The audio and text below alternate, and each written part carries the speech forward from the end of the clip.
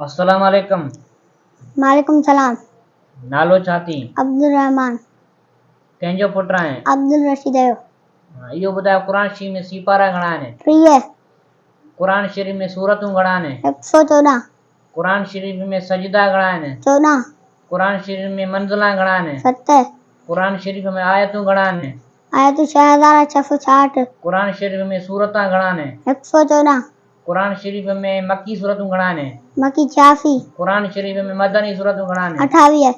क़ुरान शरीफ़ में ज़बरां घणा आहिनि? 53223। क़ुरान शरीफ़ में ज़ेरा घणा आहिनि? 39582। क़ुरान शरीफ़ में पेश घणा आहिनि? 18804। क़ुरान शरीफ़ में मद घणा आहिनि? मद 1771। क़ुरान शरीफ़ में शद घणा आहिनि? 1274। क़ुरान शरीफ़ में केतिरियूं सूरतूं आहिनि जेके नबियुनि जे नाले ते आहिनि? 6। क़ुरान शरीफ़ में केतिरनि नबियुनि जो ज़िक्र आयो आहे? 26 जो। क़ुरान शरीफ़ कहिड़े ॿोली में आहे? अरबी में। क़ुरान शरीफ़ जी लफ़्ज़ी माना छा आहे? उहो किताब जेको बार बार पढ़े वञे। क़ुरान शरीफ़ में असांजे प्यारे नबी करीम सल्लल्लाहु अलैहि वसल्लम जो इस्म मुबारक मोहम्मद घणा दफ़ा आयो आहे? 4 दफ़ा। क़ुरान शरीफ़ कंहिंजे मथां नाज़िल थियो आहे? हज़रत मोहम्मद मुस्तफ़ा सल्लल्लाहु अलैहि वसल्लम। क़ुरान शरीफ़ जे पहिरें सूरत जो नालो छा आहे? सूरत फातिहा। क़ुरान शरीफ़ जे आख़िरी सूरत जो नालो छा सूरत आहे? नाल। क़ुरान शरीफ़ जे वॾे में वॾे सूरत जो नालो छा आहे? सूरत बकर। क़ुरान शरीफ़ जे नंढे में नंढे सूरत जो नालो छा आहे? सूरत कौसर।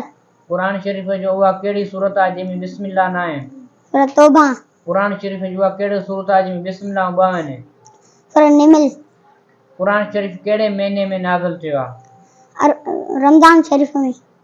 क़ुरान शरीफ़ कंहिंजे मथां नाज़िल थियो आहे? रमज़ान शरीफ़ में। क़ुरान शरीफ़ कंहिंजे मथां नाज़िल थियो आहे? हज़रत मोहम्मद मुस्तफ़ा सल्लल्लाहु अलैहि वसल्लम। उहो केरु आहे? पंहिंजो नबी।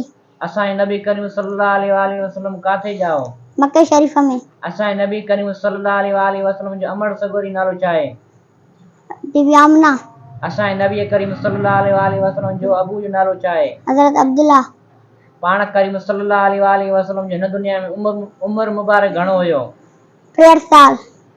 वज़ू जा फ़र्ज़ घणा आहिनि? 4। कहिड़ा कहिड़ा? हथ टूटन, मुंह, मसो, पैर।